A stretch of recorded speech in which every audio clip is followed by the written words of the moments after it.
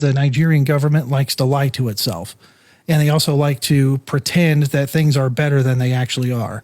And by doing so, if the Nigerian government says it doesn't exist, well, then the rest of the world says it doesn't exist. And that means Nigeria looks better on paper. Hello, everyone. My name is Chidima Clement. Thanks for joining us today. So this particular interview you're about to watch is coming from a UK investigative journalist. This man just put his life on the line just to expose what is happening in Nigeria. And according to this particular interview you're about to watch, Nigerian government, this man made it known to us that Nigerian government are too secretive and they're letting the world to know that there is no genocide going on in the country, whereas people are dying on a daily basis, whereas there's secret genocide going on both in south, west, north, and east, all over the whole Nigeria. And the only thing the senior president could say is only that it is only IPOB that are killing in southeast, whereas people are dying on a daily basis in the northern part of the country. Yesterday and 2 days ago, there was a very big mass burial. About 13 people were killed in Plateau State, and guess what? They were buried once. So all these things are total cleansing, ethnic cleansing, and we don't understand why these people are coming into Nigerian people's land just for them to clear and kill us, and at the end of the day they will grab our lands. So when Nigerian government has failed to protect us and to speak out so that the war will come to our aid and to look for a way to tackle this insurgency in our land, but they choose to obstruct the ways in which these people can come and aid us. So this particular man has taken it upon himself to expose the corruption, to expose the killings in which has jeopardized the peace of the people of the country. And according to this man, he said that he's not going to keep quiet, that he will not keep quiet until the needful is being done. And he said that he has mapped many agents in Nigeria who will monitor and give him feedback, who will tell him exactly what is going on in different parts of the country. It's in that particular country called Nigeria. Guys say this man is not like Nigerian journalists that are fearful, they don't want anybody to kill them, they don't want anything to happen to them. Like this guy Somi, that was spied, this Arise News anchor, one of the Arise News crew member known as Somi that was just killed in her apartment a few days ago. Do you know what killed this lady? It might be because of what she reported on Arise News. It might be because she's not covering something. It might be because she was too, bold, and they have seen that this girl is very bold. That if this girl is not eliminated, automatically she's going to implicate them or expose them. So all these things obstructing Nigerian journalists from telling us exactly the hidden truth and as it is. Imagine Rufai Osene challenging somebody like that for mine, and people are already coming out protesting that he should apologize. People are already giving him warning. People are saying that that man should resign. Someone like Joey Boko is saying that he cannot go to Arise News except Rufai Osene, he has resigned or he's sacked from that particular station, which is very sad. What are they afraid of? If your hands are clean, you can go to this man's place and do your interview. Provided you know that your hands are clean. Guys, I will allow you guys to watch the full details of this news. Honestly, this is really shocking and it's really massive. Don't skip any part of this interview. Watch to the very end to grab your popcorn and get ready. It's about to go down. This is really emotional, but fact. Kindly watch and listen by yourself. Of why does the Nigerian government not acknowledge the existence of these people? There's a few different reasons. One of the main reasons is the Nigerian government likes to lie to itself. And they also like to pretend that things are better than they actually are. And by doing so, if the Nigerian government says it doesn't exist, well, then the rest of the world says it doesn't exist. And that means Nigeria looks better on paper for whatever reason. Mm-hmm. And it's like a dog and pony show that the Nigerian government likes to play. Well, if you admit to the world that Christians are being systematically and intentionally massacred on your watch and cleansed from the land as they are being, then you have to do something about it. The world expects you to do something about it. Well, then you're supposed to do something about it. So there's the other part of this is that, yes, the Nigerian government is complicit, especially in the last, 8 years with 2 Muslim presidents in a row where they have turned a blind eye to the killings and have done nothing to stop it. Well, when they actually know that killings are going to happen and they don't intervene. Yes, and that's one of the things. So as part of our organization, we created Truth Nigeria, a outlet for journalists in Nigeria to tell the truth. Because the Nigerian government doesn't want this information getting out. And if the Nigerian government doesn't say the story's getting out, they're not reporting it. And so we want to give an outlet to Truth Nigeria. So part of that project is we've been able to get intelligence and issue terror alerts. And so in 2024, we issued over 64 terror alerts. And you issue a terror alert when what is happening? So when we issue a terror alert, the police are notified, military is notified, local government officials are notified, the villages are notified, and they're notified of what? That there's an impending attack coming to your area. And how do you know that?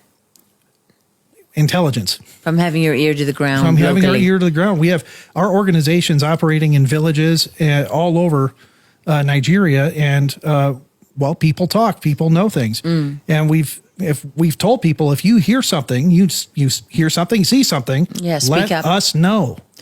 Okay, so just so people understand, you have your organization Equipping the Persecuted. Yes. And that does what exactly? So Equipping the Persecuted was formed to be a boots-on-the-ground mission to respond to the attacks of persecuted Christians. So to the best of our ability and the resources we have, we try to respond to an attack within 48 hours with food, medicine, aid, anything we can do to help these people that have lost everything they had.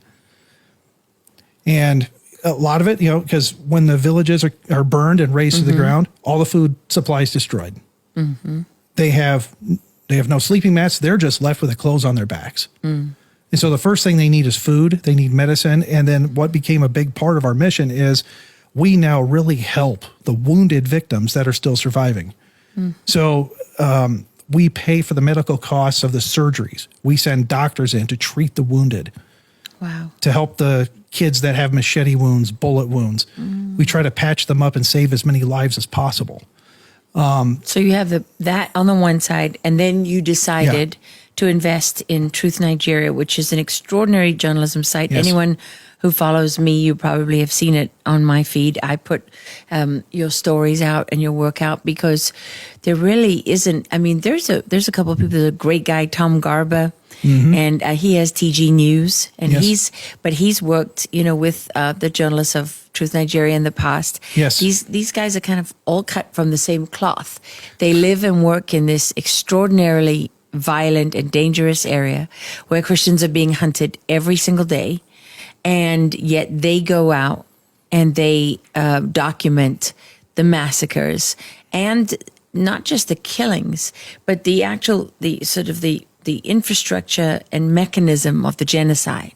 Yeah. Which involves, like you said, killing the food supply, right? So launching an attack right before the crops are about to be harvested. Exactly. And destroying everything.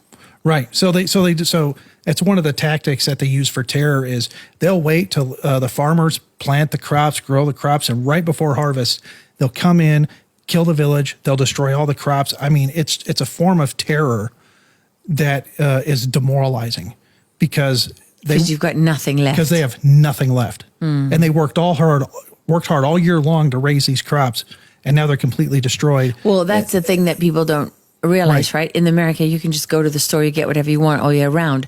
Over there, these people, where they live, there is nothing. There is no industry or anything. The crops are how they survive. They sell that crop once a year, and they live off that money for the rest of the year. Money for the rest of the year. So, if you don't mind me going into this for a second, let's talk about what real poverty looks like. Okay, a lot of Americans and Westerners have a very, very perverted view of what poverty is, and Nigeria poverty means if you have a good job in Nigeria, you make $100 a month. That's a good job in Nigeria, $100 a month. That means you're successful. $100 a month. Now, imagine all that being taken away from you. You don't have television. You don't have power. They don't have running water. But making $100 a month means you're providing really good for your family, and all that's gone. Now you have nothing left. That is the terror that these Muslim terrorists are inflicting on Nigerian Christians. And also the terror of being asleep in your bed at night. Yeah. And hearing the motorbikes, because these terrorists, they like to come in on motorbikes and then they just massacre everything that moves. Anything that moves, and the people that get killed most of the time are the ones that can't run fast enough, and that's the children and the elderly. The pregnant moms. The pregnant moms, the children, the elderly. And that's one of the most heartbreaking things that I see is what kind of animal would hack up a little child to death with a machete. Why? Why would you even do that? Why would you shoot a mother who's pregnant? Why would you burn an elderly person alive? This is the kind of stuff we are dealing with every week in Nigeria, and it's silent. Well, I know when I was reporting on this a few years ago, there was over, around 100,000 people already killed in this genocide, Christians. Yes. And then, and now it's much more than that. And all the journalists I talk to, in Truth Nigeria, they all say the numbers are going up. It's escalating. Yeah, it's escalating. It's escalating more and more, and it's being downplayed more and more, even by the Nigerian government. There's so many. If it weren't for Truth Nigeria, you wouldn't hear about 90% of the attacks. 100%. If there weren't for Truth Nigeria, you wouldn't hear about it. And let me tell you, one of the reasons I started Truth Nigeria is just because of my background in being a filmmaker, being a person who has a quest for truth. I ran into our journalists like Masara Kim, like Lawrence Sango, and Mike O'Day, and I saw guys who don't care. They're willing to risk it all. They're willing to risk their lives to bring people the truth. That's the kind of people we have at Truth Nigeria. They're willing to lay it all on the line. I'm like, if they're willing to lay it all on the line, I'm willing to support you. I'm willing to support these efforts to get the truth out. And why? Because at the end of the day, they're willing to risk their lives to save their country and to save their fellow Christians. You know, the first time I interviewed Masara Kim, one of the things he said to me that I never forgot was, I said, Masara, you're right there living in these villages, in this area where they're killing Christians, and you're exposing it. Yeah. I said, aren't you worried you're going to be killed? And he said, oh, Mom, he said, I am very lucky. Most of my friends are dead. And he said, I have already lived, longer than the rest of them. And, he was just basically telling me he was on borrowed time. And Lawrence Zongo told me, it's not a question of if, it's when. It's when. So it's not just about being brave. It's really continuing to do the right thing and expose this all in a situation where you fully accept that what you're doing will result in your death at some point. Right. And they're willing to risk their lives to do it this. anyway. To do it anyway. And they're men after my own heart. And I said, anything we can do to help, anything we can do to get the word out, to let people know what's going on. And historically, we're documenting history. You are documenting history. Very, very true, because really the world would have no idea. And that's in part because the media in Nigeria is pretty much like the media here in the U.S. They sit in the capital cities like in Abuja, and they parrot the government narrative, and they don't go out and witness the killings. They're not in the villages. They have no idea what's going on, but they write with absolute confidence that it's fake news and conspiracy. Let me walk you through how Nigeria news operates. Okay. It's one of the most silly things I've ever seen, and it's laughable, but it's also super depressing at the same time. So, in order to get a story out of Nigeria and get it in Nigerian news, a government official has to call a press conference. And when the government official calls a press conference, that means the journalist can then show up, because all the journalists are getting money from the government to cover the stories. So if said government official doesn't hold a press conference, the story never happened, the incident it doesn't exist. It's incredible. And, I have to say this because this will really, I think, help people understand what we're dealing with here. For years, the narrative of the Nigerian government has been parroted by the U.S. government And they Yes. have literally blamed the killings on climate change. Oh my God. I know it Yeah. sounds incredible, climate change. And the reason they say that is because the people carrying out these attacks, the Fulani, who are mostly members of the Fulani tribe, which is a nomadic Islamic tribe, they say they're being forced to migrate because of climate change. And as they're moving south, because the north of Nigeria obviously is Muslim and the south is Christian predominantly. And so as they're moving south from the north of the country, they're going into these Christian areas, and that's where these clashes are happening. Yeah. So let me explain this real fast for the average viewer. I just have to. You just have to take a moment and think about the absolute devastation and the goal of the United States Embassy, successive ambassadors, to literally pass this off as climate change. I don't think that there's a hell miserable enough for people like that. Oh, they're going to be suffering eternal judgment for what they've done here on earth and their complicity and willful ignorance.